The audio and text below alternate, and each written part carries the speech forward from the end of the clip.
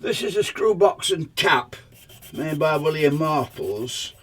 Well, it's sold by William Marples, but it's actually made by an old friend of mine who died many years ago, a man called Cyril Smith, who made these on behalf for, it was a William Marples workman, and he told me all about making them. And almost certainly this particular one will have been made by him. And it's been in its box for many years, and although it's hardly had any use, because we can see the condition of the box itself is almost pristine, that's the sort of thing it does. It makes a screw thread on a piece of wood, and that's the test piece to prove to the customer that that box has cut that thread. This tap creates the mating part in a hole that's going to take that, of course. Because these weren't produced precisely, they had to each one be married together to ensure that the things actually work together in use. Just one of the very small snippets that you pick up, but of course it's all gone now. They stopped making them, and the production methods are different in any case. This is another gauge that I dealt with yesterday.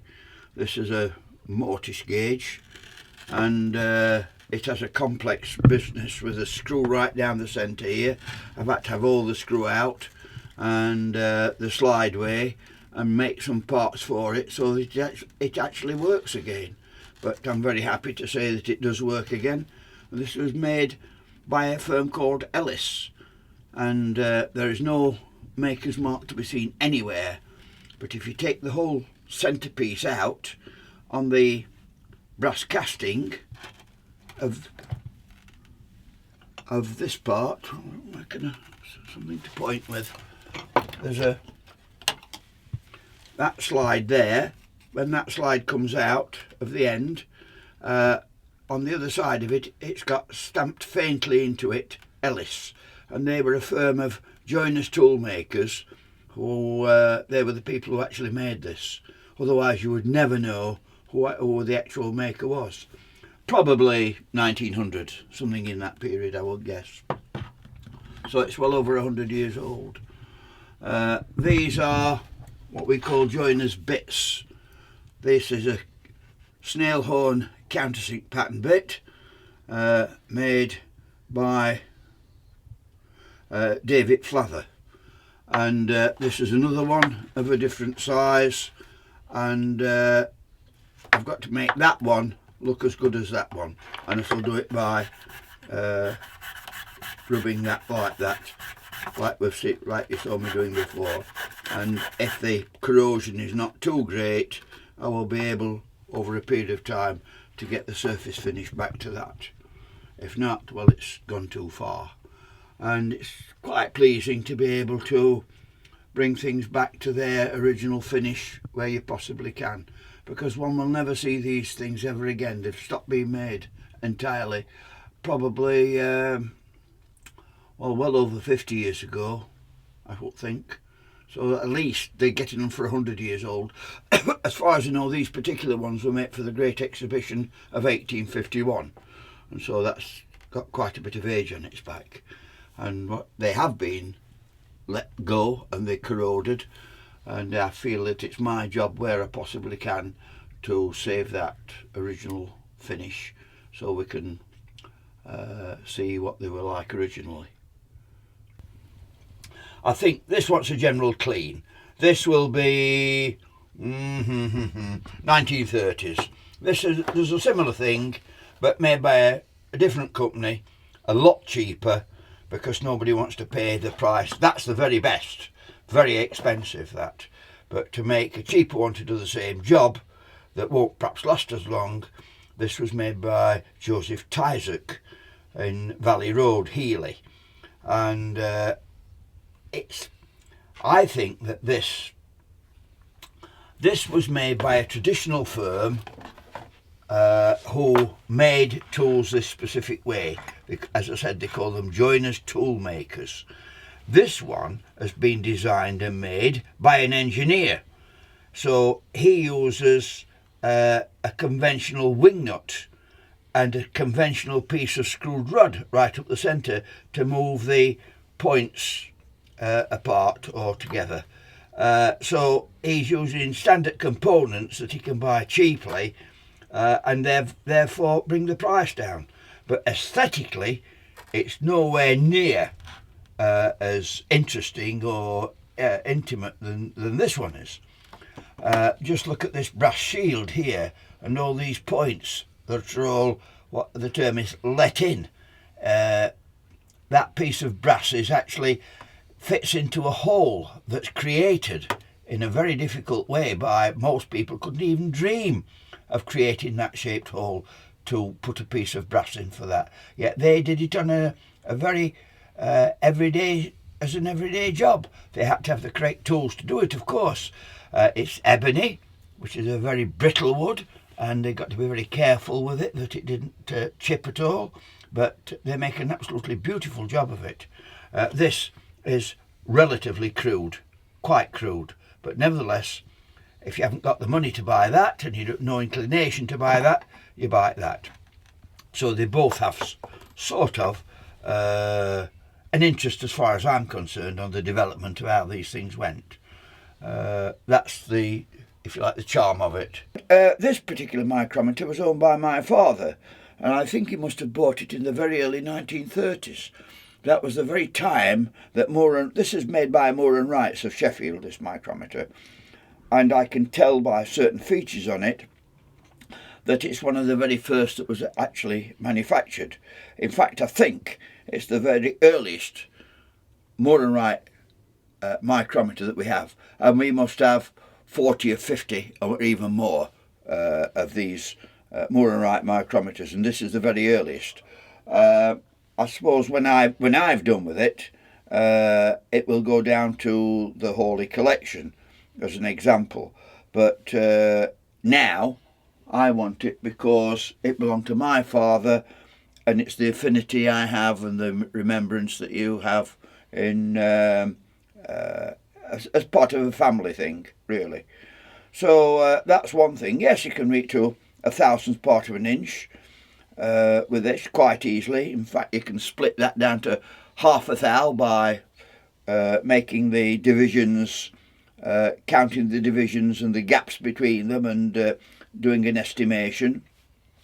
If you're working to very fine limits, then you have to have a different sort of micrometer with what we call a vernier scale on it, and with those you can reach to 1/10 of 1/1000th of 1 inch, and on certain other micrometers even to 1/100th of 1/1000th of 1 inch, and that's as fine as you can get, because then at that stage things like temperature come into it. So by holding the frame and the frame warming up with my fingers, it will expand it there, and in those very minute terms it will alter the measurement. But as far as this is concerned, so it's still in its original wooden box with its key, and it lives there until I want to use it next time. But I'm holding something. My father must have died, is it 40 years ago now, and or more, and it's still here, and that's a bit I like about it. But I have a lot of some of his tools that he had, but I can't say I'm an accomplished metalworker in any way at all, but I like to do the best job I can, and when I'm dealing with cleaning old tools up, I really try extremely hard to ensure I don't destroy them by destroying the finish, the size or anything like that, and it's a very careful job to do. I started work in 1941, and at that time I was very fortunate because I used to go out for father for measuring machine guards in all the places that make tools. So it'd be anybody from making things like this that we see here up to making things like, I can remember going to Hadfields making tanks, and the component parts. Well, everybody knows what a tank looks like, and the top part that turns round with the gun on it, they were turning those on a lathe, and the man who's operating the lathe, the turner as it's called, he was sat on top of the tool post, which normally is only a tiny thing, no bigger than the size of my hand, and he sat on it, and it's a huge thing, massive, and the tank top's all being turned round. It's about 3 or 4 metres across, so that's very impressive. Into steelworks where they're melting steel and rolling steel, and they're snaking lots of steel running out at you at 30 mile an hour. A piece of steel bar, red hot, comes flying out at you, and you've got to get out of the way quick. All sorts of things that you went into these works, noises, smells, people, of course, that were doing these jobs. You must have come across some incredible characters over the years. Well, by our very nature, what can I say, the nature of our job, it was very tenuous. It was it's not the word quite, very quick. You were sort of in there, you might work there for a few days and then come out because you'd done your job. So you didn't really get time to know people terribly.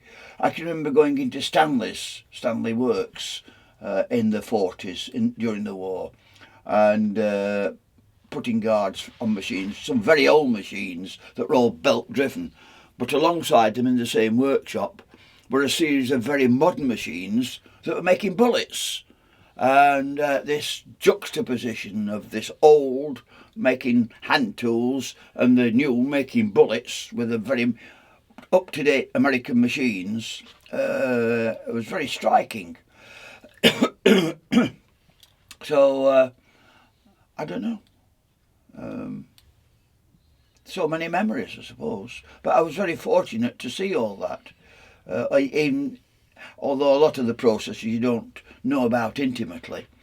I can remember going to one place called George Clark's on Penistone Road, who was what we call a rolling mill, where you're reducing steel down to a sheet form, and the basic material they were using was railway lines, and railway lines would come in about 3 or 4 metres long on a horse-drawn dray, and 2 men levered them off and they dropped on the floor.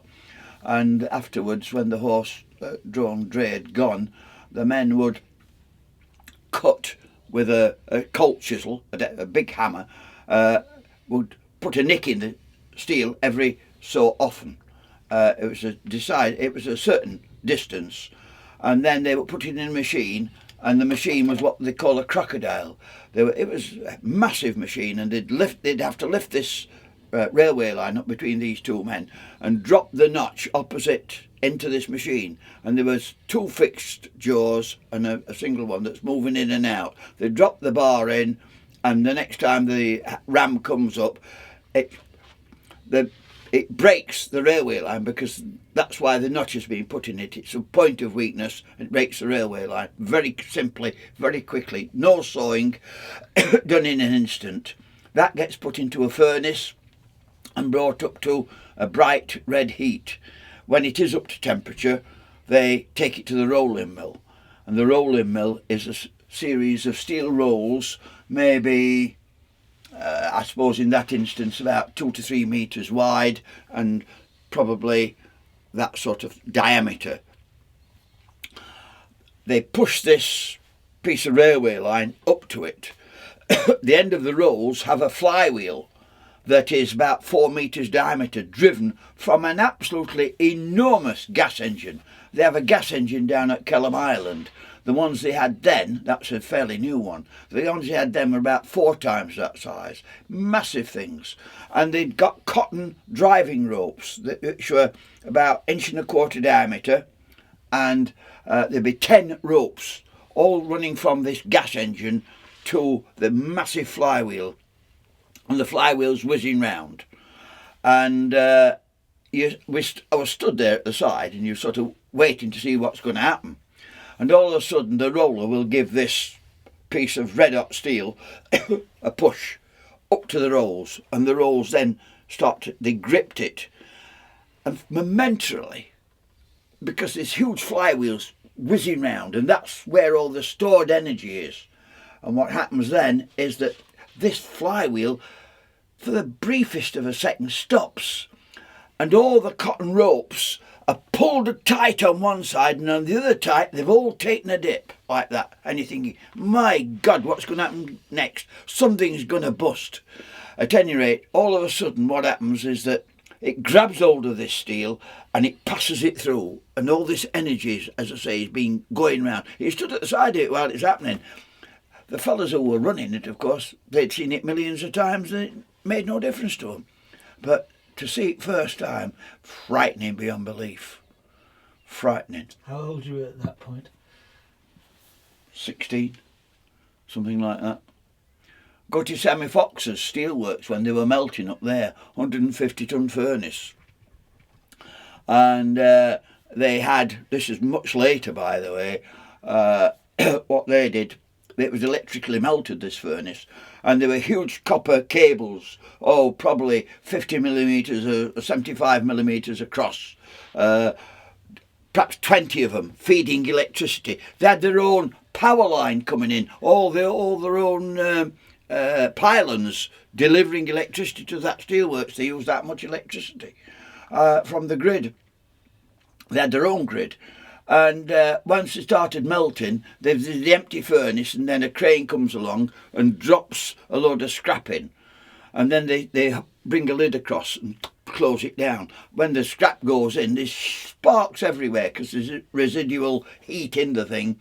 And they shut the lid down, and then they decide to melt.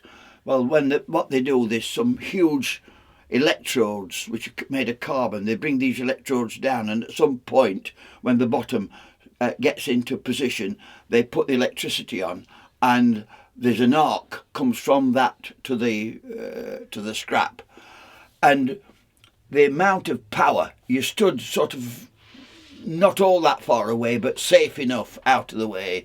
But what's happened, all these cables, massively heavy cables, all start writhing like snakes, and you think, my God, the amount of power that's been pumped into that lot. Absolutely enthralling and frightening beyond belief, and the visual effects are equally so. Incredible. I remember going to Sammy Fox's as a kid on a school trip and seeing it and being quite amazed. Yeah. So it's wonderful place. Sheffield was wonderful. All the skills of the different people have got some pieces of steel hardly thicker than that pencil lead that's been forged on a big hammer by people known as tilters who did that class of work. And of course you can do much heavier stuff as well, weighing many tons as well. So we did everything in Sheffield. Wonderful. I feel very privileged to have lived through that time, really, and seen it all to happen, which I suppose gives me a fair inkling into knowing how things, when I look at things, I can visualise how they've been made. And that's, many people can't do that. But I have the ability to be able to do it. I feel very privileged.